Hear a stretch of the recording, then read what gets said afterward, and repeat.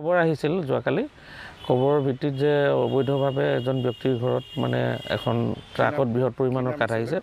তেখেতৰ নাম আকমল লস্কৰ, মানে তেখেতৰ 1 নং জাৰণী গাঁও ওদালি লংকা পুলিচ ষ্টেচনৰ আণ্ডাৰত, আমাৰ লংকা ৰেঞ্জ জুৰিডিকশ্যনৰ আণ্ডাৰত আমি পুলিচ আৰু পুলিচৰ সহযোগিতা ল'লোঁ।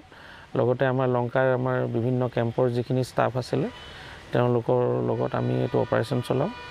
আৰু তেখেতৰ আমি বিচাৰিছিলোঁ যে কিবা আপোনাৰ কাৰণ আমি জানোৱেই তেখেতৰ কোনো বৈধ অনুমতি নাই ইমানখিনি বৃহৎ পৰিমাণৰ কাঠ মজুতকৰণৰ কাৰণে। আৰু যেতিয়া আমি অভিযানটো চলাইছোঁ তেখেতৰ চৌহদত এটা বেঞ্চ মিল তেওঁলোকে বহাইছিল, যদিও অপাৰেশ্যনেলাইজ নাছিলে, কিন্তু এইটো সম্পূৰ্ণ বিনা অনুমতি, আমাৰ লগত কোনো অনুমতি নোহোৱাকেই এইটো কাম কৰিছে। গতিকে আমি মিলসহ যিটো বেঞ্চ মিল বহাইছিলে আৰু যিখিনি কাঠ আছিলে গাড়ীখনৰ সৈতে আমি জব্দ কৰি লৈ আনিছোঁ। আমি আমাৰ যিটো বিভাগীয় নীতি নিৰ্দেশনা আছে আমি সেইমতে আমি পৰৱৰ্তী কাৰ্যসূচী আমি হাতত লওঁ। গাড়ীখন আপোনাৰ 1109 হয়। তাত মানে কিছু মজুত আছিলে গাড়ীৰ ভিতৰতো আৰু কিছু বাহিৰত আছিলে।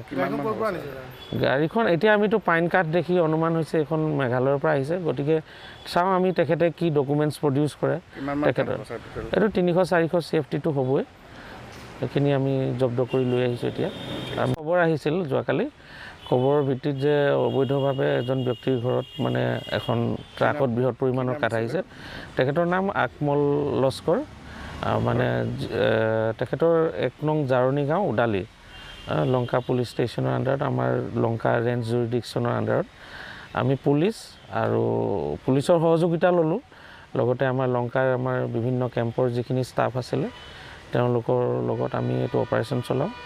আৰু তেখেতৰ আমি বিচাৰিছিলোঁ যে কিবা আপোনাৰ কাৰণ আমি জানোৱেই তেখেতৰ কোনো বৈধ অনুমতি নাই ইমানখিনি বৃহৎ পৰিমাণৰ কাঠ মজুতকৰণৰ কাৰণে।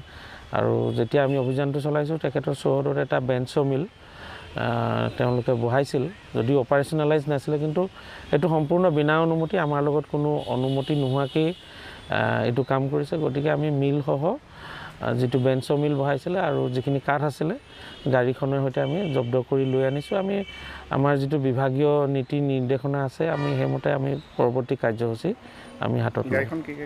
গাড়ীখন আপোনাৰ 1109 হয়। তাত মানে কিছু মজুত আছিলে গাড়ীৰ ভিতৰতো আৰু কিছু বাহিৰত আছিলে। গাড়ীখন এতিয়া আমিতো পাইন কাঠ দেখি অনুমান হৈছে এইখন মেঘালয়ৰ পৰা আহিছে। গতিকে চাওঁ আমি তেখেতে কি ডকুমেণ্টছ প্ৰডিউচ কৰে। তেখেতৰ এইটো 300-400 চেফটিটো হ'বই, সেইখিনি আমি জব্দ কৰি লৈ আহিছোঁ। এতিয়া খবৰ আহিছিল যোৱাকালি খবৰৰ ভিত্তিত যে অবৈধভাৱে এজন ব্যক্তিৰ ঘৰত মানে এখন ট্ৰাকত বৃহৎ পৰিমাণৰ কাঠ আহিছে। তেখেতৰ নাম যিকোনো খবৰৰ বাবে যোগাযোগ কৰক 7099017330 লগতে 7099017110 নম্বৰত।